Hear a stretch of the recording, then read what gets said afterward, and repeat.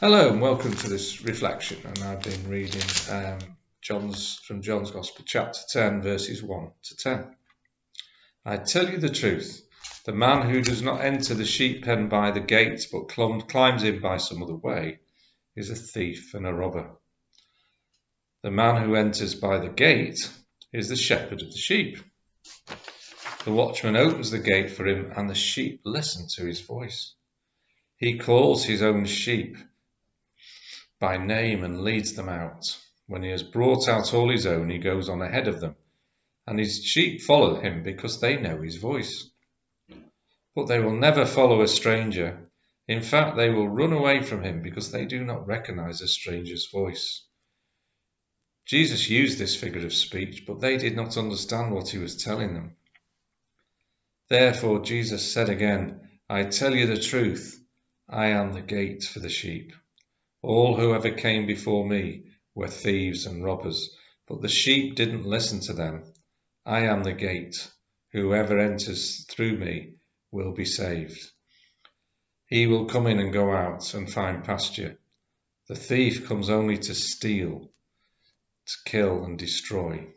I have come that they may have life and have it to the full. So, Jesus is using quite an extended sort of metaphor here, isn't he? And by the end of verse 6, it seems that some of the people who are listening were a little bit flummoxed. They didn't understand what he was telling them, we're told. And so Jesus endeavours to extend it and to make sense for them. And it's clearly about Jesus here being the gatekeeper and keeping the sheep together, safe from thieves and predators. And then during the day, the gates open and the sheep can go out, following the shepherd to find pasture. And in that way, the gate, the shepherd, etc., and so on work together for the well-being of the sheep. And Jesus is, I suppose, the gate and the shepherd at the same time. He guards and protects them from damage. And why is Jesus saying this, and who's he saying it to? Well, as with so many Bible passages, it flows very much from the previous chapter. And we're in John's Gospel, and so we work through, in this part of John's Gospel, a number of signs, miracles that Jesus performs, which reveal who he is. And in chapter 9, Jesus heals a man who was born blind. Quite a remarkable thing. And the passage really grows from the reaction of the Pharisees to this, because they respond very negatively to it. It's performed on the Sabbath, which they take issue with.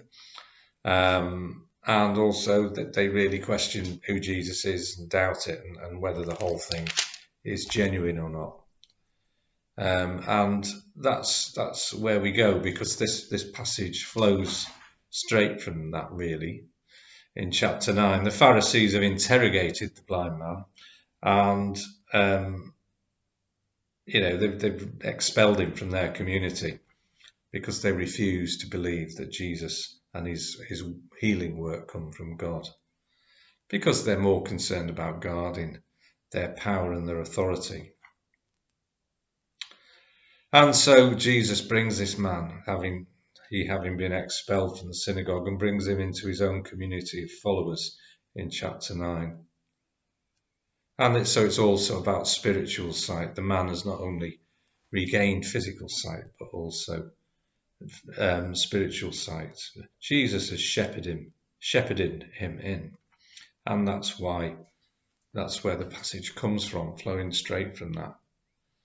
And it's the contrast, isn't it, between the exclusive, negative attitude that are shown by the Pharisees in response to the sign and the miracle, and then Jesus is in turn, in response to that, explaining about who he is and the truth of who he is. I tell you the truth, the man who does not enter the sheep pen by the gate, but climbs in by some other way, is a thief and a robber. It's how our passage started, wasn't it? So Jesus is the way, and he is the gatekeeper, he is the shepherd, and his sheep recognise his voice. And there we are, really, for us reflecting on this passage, to ask ourselves, do we recognise Jesus' voice and reject the voice of those who don't represent the truth? So, a good deal to think about there. Do we recognise Jesus' voice? Thank you.